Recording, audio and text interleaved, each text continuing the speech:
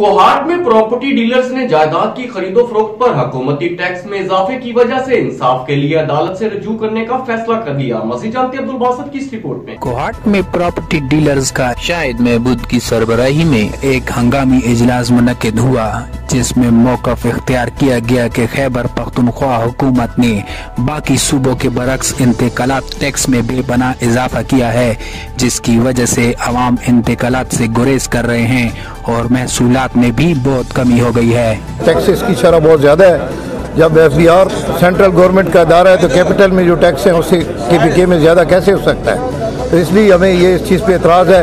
हम तमाम कोहाट के लोग इस चीज़ पे रिक्वेस्ट करते हैं कि टैक्सेस को कम किया जाए ताकि गवर्नमेंट को भी रेवेन्यू मिलना शुरू हो जाए। प्रॉपर्टी डीलर्स का कहना था कि अगर इंतजामिया ने इनका मसला हल ना किया तो फिर वो मजबूरन अदालत का दरवाजा खटखटाएंगे, और अगर हुकूमत ने अपना जालिमाना फैसला वापस ना लिया तो हर सतह पर अपने हक के लिए एहतजाज भी करेंगे। लोग टैक्स की वजह से रजिस्ट्री इंतकालात नहीं करवा रहे हैं, स्टाम्प लिखवा रहे हैं, टैक्स बचाने के लिए स्टाम्प लिखवा रहे हैं। उन स्टाम्प की बुनियाद पे उस पे रोले बन रहे हैं, मामले बन रहे हैं। इस तक के दुश्मनियाँ बन चुकी हैं इस मसले पे। अगर से ना हुआ तो हम भूख हड़ताल भी करेंगे, हर जगह जाएंगे। इसको ख़त्म करने के लिए हर कोशिश हम पूरी करेंगे ख़त्म करने। ये एक हकीकत है कि प्रॉपर्टी खरीदारों ने खरीदो फरोख्त बंद कर दी है, जिसकी वजह से महसूलात की मद में हुकूमती खजाने को बेहद नुकसान पहुंच रहा है। अब्दुल बासित, राज न्यूज़, कोहाट।